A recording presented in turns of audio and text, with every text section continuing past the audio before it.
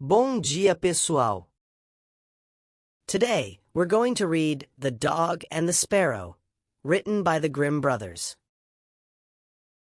The Dog and the Sparrow. A shepherd's dog had a master who took no care of him, but often let him suffer the greatest hunger. At last he could bear it no longer, so he took to his heels, and off he ran in a very sad and sorrowful mood. On the road he met a sparrow that said to him, "Why are you so sad, my friend?" "Because," said the dog, "I am very, very hungry, and have nothing to eat." "If that be all," answered the sparrow, "come with me into the next town, and I will soon find you plenty of food." So on they went together into the town, and as they passed by a butcher's shop, the sparrow said to the dog, "Stand there a little while till I peck you down a piece of meat." So the sparrow perched upon the shelf, and having first looked carefully about her to see if anyone was watching her, she pecked and scratched at a steak that lay upon the edge of the shelf, till at last down it fell. Then the dog snapped it up, and scrambled away with it into a corner, where he soon ate it all up. "Well," said the sparrow, "you shall have some more if you will, so come with me to the next shop, and I will peck you down another steak." When the dog had eaten this too, the sparrow said to him, "Well, my good friend, have you had enough now?" "I have had plenty of meat," answered he, "but I should like to have a piece of bread to eat after it." "Come with me then," said the sparrow, "and you shall soon have that too." So she took him to a baker's shop, and pecked at 2 rolls that lay in the window, till they fell down. And as the dog still wished for more, she took him to another shop and pecked down some more for him. When that was eaten, the sparrow asked him whether he had had enough now. "Yes," said he, "and now let us take a walk a little way out of the town." So they both went out upon the high road, but as the weather was warm, they had not gone far before the dog said, "I am very much tired. I should like to take a nap." "Very well," answered the sparrow, "do so, and in the meantime I will perch upon that bush." So the dog stretched himself out on the road, and fell fast asleep.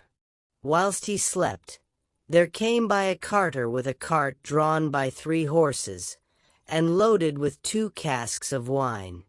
The sparrow, seeing that the carter did not turn out of the way, but would go on in the track in which the dog lay, so as to drive over him, called out, "Stop!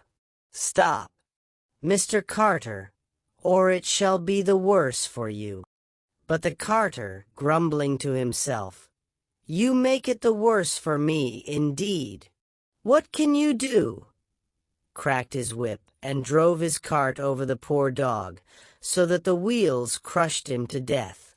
"There!" cried the sparrow.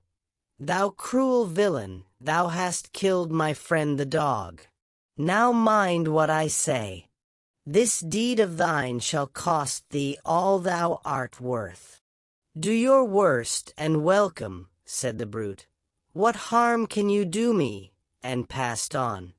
But the sparrow crept under the tilt of the cart, and pecked at the bung of one of the casks till she loosened it, and then all the wine ran out, without the carter seeing it. At last he looked round, and saw that the cart was dripping, and the cask quite empty. "What an unlucky wretch I am!" cried he. "Not wretch enough yet," said the sparrow, as she alighted upon the head of one of the horses, and pecked at him till he reared up and kicked. When the carter saw this, he drew out his hatchet and aimed a blow at the sparrow, meaning to kill her, but she flew away, and the blow fell upon the poor horse's head with such force that he fell down dead. "Unlucky wretch that I am!" cried he. "Not wretch enough yet," said the sparrow. And as the carter went on with the other 2 horses, she again crept under the tilt of the cart, and pecked out the bung of the second cask, so that all the wine ran out. When the carter saw this, he again cried out, "Miserable wretch that I am!" But the sparrow answered, "Not wretch enough yet," and perched on the head of the second horse, and pecked at him too. The carter ran up and struck at her again with his hatchet, but away she flew, and the blow fell upon the second horse, and killed him on the spot. "Unlucky wretch that I am," said he. "Not wretch enough yet," said the sparrow, and perching upon the third horse, she began to peck him too. The carter was mad with fury, and without looking about him, or caring what he was about, struck again at the sparrow, but killed his third horse as he done the other 2. "Alas! Miserable wretch that I am!" cried he. "Not wretch enough yet," answered the sparrow as she flew away. "Now will I plague and punish thee at thy own house." The carter was forced at last to leave his cart behind him, and to go home overflowing with rage and vexation. "Alas," said he to his wife, "what ill luck has befallen me! My wine is all spilt, and my horses all 3 dead." "Alas!" "Husband," replied she, "and a wicked bird has come into the house, and has brought with her all the birds in the world, I am sure, and they have fallen upon our corn in the loft, and are eating it up at such a rate." Away ran the husband upstairs, and saw thousands of birds sitting upon the floor eating up his corn, with the sparrow in the midst of them. "Unlucky wretch that I am!" cried the carter, for he saw that the corn was almost all gone. "Not wretch enough yet," said the sparrow. "Thy cruelty shall cost thee thy life yet." And away she flew. The carter, seeing that he had thus lost all that he had, went down into his kitchen, and was still not sorry for what he had done, but sat himself angrily and sulkily in the chimney corner. But the sparrow sat on the outside of the window, and cried, "Carter, thy cruelty shall cost thee thy life." With that he jumped up in a rage, seized his hatchet, and threw it at the sparrow, but it missed her and only broke the window. The sparrow now hopped in, perched upon the window seat, and cried, "Carter, it shall cost thee thy life."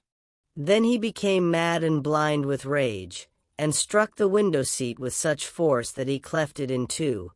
And as the sparrow flew from place to place, the carter and his wife were so furious that they broke all their furniture, glasses, chairs, benches, the table, and at last the walls, without touching the bird at all.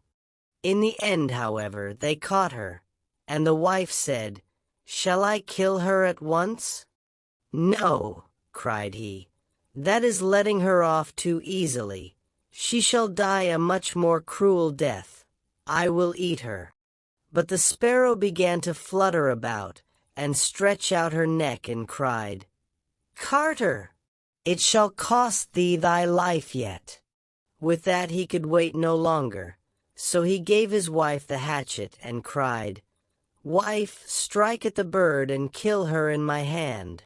And the wife struck, but she missed her aim, and hit her husband on the head so that he fell down dead, and the sparrow flew quietly home to her nest. Any question? Não entendi a história. Acho que esses irmãos Grimm não aprenderam verbo to be. Explica pra mim, Joãozinho. Pede para o Asdrubal, ele que é o nerd da classe. Na verdade, estamos lendo uma tradução. Os irmãos Grimm escreveram em alemão. Na tradução é escrito, em algumas partes, com o inglês antigo. Por exemplo, de modo prático. To é o sujeito. Te é o objeto. Thy and thy mean your. In English, please. Que história horrível. Não faz sentido. A reação da Pardal foi desproporcional, porque ela fez o carroceiro matar os cavalos. Coitados! E desde quando tem carroça com 3 cavalos? São 2 ou 4. E o carroceiro é muito tonto. Será que não percebeu que estava matando os próprios cavalos na segunda tentativa de acertar o pássaro? A mulher dele é mais tonta ainda. Quem tenta acertar uma machadada em um animal sendo segurado por outra pessoa? Não tinha uma tora de apoio no quintal? Que isso, pessoal? Era um pardal, não um pelicano ou uma águia. Sem contar que essa pardal era uma criminosa. Começou a história roubando carne e pão de comerciantes que precisam vender seus produtos para sustentar a família. Nós vivemos em sociedade. Não pode sair pegando o que quiser sem pedir assim. E o cachorro não é muito esperto de dormir no meio da rua também, né? Depois morre e a culpa é do motorista. O cachorro morreu? People, this is an English class. Speak in English, please. I think the bird is from hell. She is kind of demon avenger. This tale is about doing the right thing. Doesn't matter if the dog was in the middle of the street, the carter killed him out of nothing. Just an evil doing. That is not right. Very good, Astrubal. Puxa saco. Nerd. That's enough for today. Class dismissed. Till next time. If you liked the video, give it a thumbs up. If you didn't, give it 2 thumbs down. Comment anything you want and subscribe. I'm teacher Capivara Jeju. See you soon.